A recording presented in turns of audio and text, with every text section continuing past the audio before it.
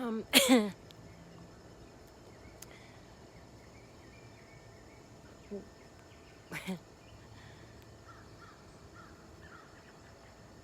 woke up this morning and just started crying. So I thought maybe, since in the next couple of days, we might really be entering what could be kind of considered saying goodbye to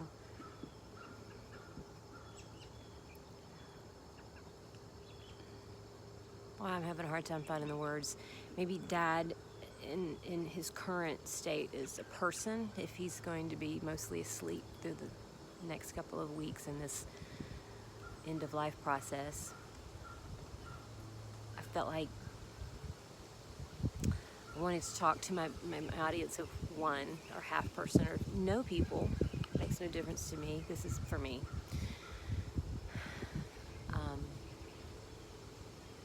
It actually is a little weirdly helpful. But I'm just going to talk about the things that Dad is or has been. I know he is. He is these things. He's just not able to express them now. This made him really who he is. I'm really short for good words today. Maybe it's because I woke up and, well, I didn't immediately wake up and start this. It's been 4 or 5 hours since I've been awake. Damn wind.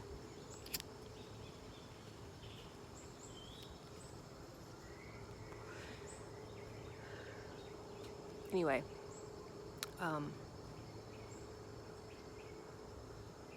he's born in 46. He's a total boomer, but very progressive.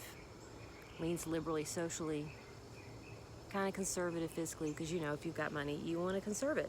I think heard that joke once. College kids are liberals because they have nothing to conserve. You get out in the world, you make some money, you'd like to conserve it. Become conservative. Anyway, I don't know if that's true.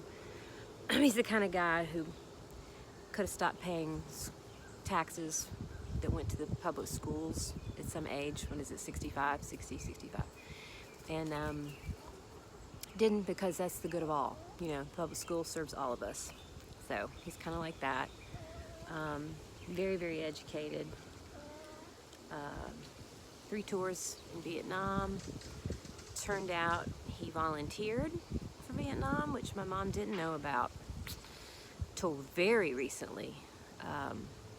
Came out because we got to do a StoryCorps here in Atlanta. Got to go record shortly after his diagnosis. We're an NPR family. Yeah, big surprise.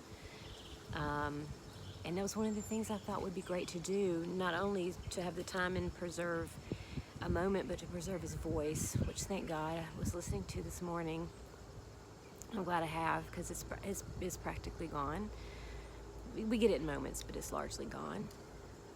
Anyway, I found out in that story that he was not recruited for Vietnam. He volunteered because his 2 best buds did get recruited, and he wasn't going to be the one odd man out and not go and be, well, they called it the John Wayne syndrome, his generation, because they grew up on their dad's stories of World War II and John Wayne movies. So he wasn't going to be a pansy and stay behind. And that led to 3 tours of Vietnam. And we got to do some recording about that. And it got aired on Father's Day that year. For NPR family, that's like, did we win the Nobel? I don't know. We all sat around the kitchen and held hands and heard the familiar musical refrain come in. And then we got introduced and we got our 2 minutes and 98 seconds or 3 minutes and 28 seconds. And it was me and Dad and talking about growing up and why he left the Navy, which was very largely because he didn't want to leave his family anymore. Anyway, so that was cool. So he was a career pilot after that, did some construction and whatnot, painted houses during the big oil embargo and the crisis of the early 70s, early to mid, because he came out of the Navy in 73, I think. So didn't get hired with Delta until 77. That seems right. Had a really fat job as a boomer that only got better every year, mostly. Scheduled raises, can you imagine?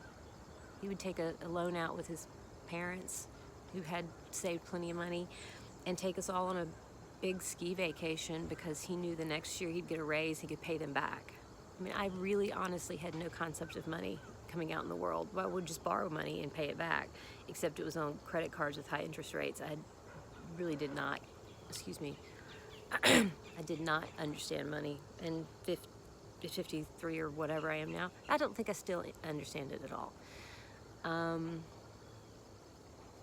Super smart, like scored an 800 on the verbal of the SAT.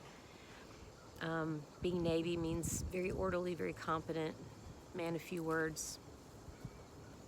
Say what you mean what you say.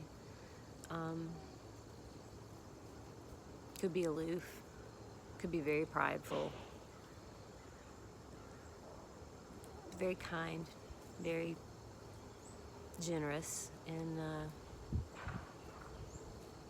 has done everything his whole life to make sure when this comes that we're all good, meaning my mom and sister and me.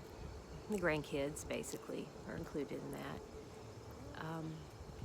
And so when he's having anxious moments now, he talks about the papers we've been through for 3 years and makes sure they're in order and make sure mom understands everything. In his very last moments, he's making sure his family's taken care of. That's the kind of the guy he is. And